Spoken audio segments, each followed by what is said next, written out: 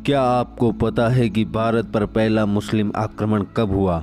अगर नहीं तो हम बताते हैं। शक, कुषाण और हूणों के पतन के बाद भारत का पश्चिमी छोर कमज़ोर पड़ गया।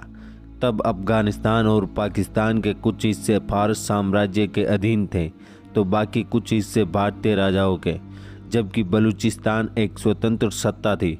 7वीं सदी की शुरुआत के दौरान भारत के अफ़गानिस्तान और पाकिस्तान पर आक्रमण बढ़ गए और यह भारत का हिस्सा नहीं रहा।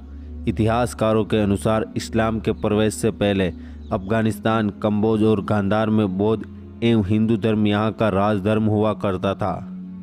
कुछ इतिहासकारों के अनुसार भारत पर पहला आक्रमण 638 ईस्वी में खलीफाओं की सेना ने किया। उमय्यद खलीफा ने बलूचिस्तान पर आक्रमण किया था। सन 652 में मुस्लिम खलीफा उमर ने बलूचिस्तान के कामरान पर आक्रमण के आदेश दिए और बाद में यह खिलाफत का हिस्सा बन गया। बाद में उमैयदों ने इस पर कब्जा कर लिया। भारत पर पहला सफल आक्रमण 20 जून 712 ईस्वी में मोहम्मद बिन कासिम ने सिंध प्रांत पर किया। इससे पहले 711 ईस्वी में उसने पश्चिमोत्तर भारत पर आक्रमण किया था। उसने बलूचिस्तान और मुल्तान में भी सफल अभियान चलाए।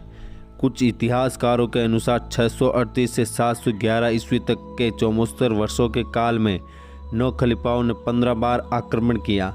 15वें आक्रमण का नेतृत्व मोहम्मद बिन कासिम ने किया। मोहम्मद बिन कासिम ने जब सिंध पर आक्रमण किया था तो उस समय सिंध के राजा दाहिर सेन से उसका मुकाबला हुआ।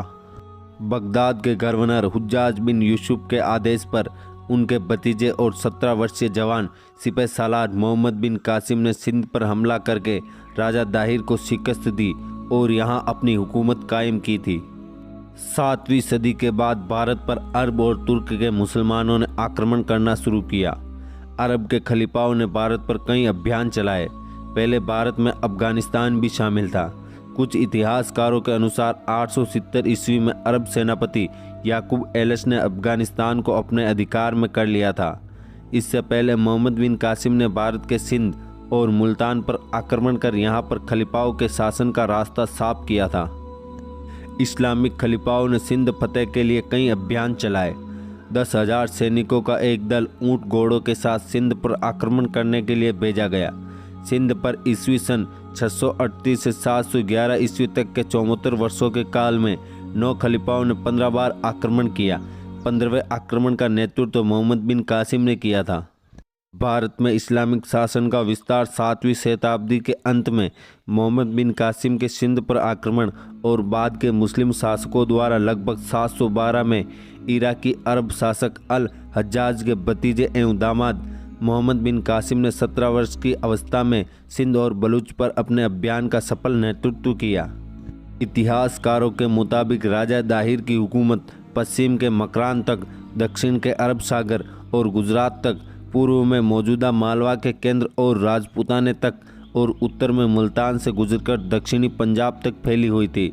बगदाद के गवर्नर हुज्जाज बिन यूसुफ के आदेश पर उनके भतीजे और नौजवान सिपह सालार मोहम्मद बिन कासिम ने सिंध पर हमला करके राजा दाहिर को शिकस्त दी और यहाँ अपनी हुकूमत कायम की।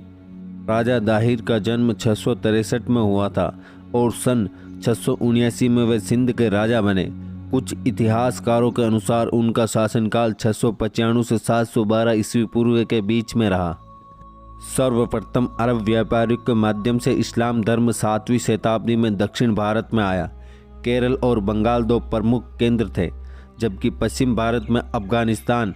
इसके बाद 7वीं में ही मोहम्मद बिन कासिम जो आक्रमण किया उसे इतिहास में मुस्लिमों द्वारा भारत पर किया गया पहला सफल आक्रमण माना जाता है, जबकि कहना यह चाहिए कि यह सफल पहला आक्रमण था।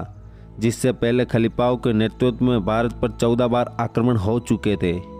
कहते हैं कि लगभग 632 ईस्वी में हज़रत मोहम्मद सल्लल्लाहु अलैहि वसल्लम की वफ़ात के बाद खिलाफत संस्था का गठन हुआ था।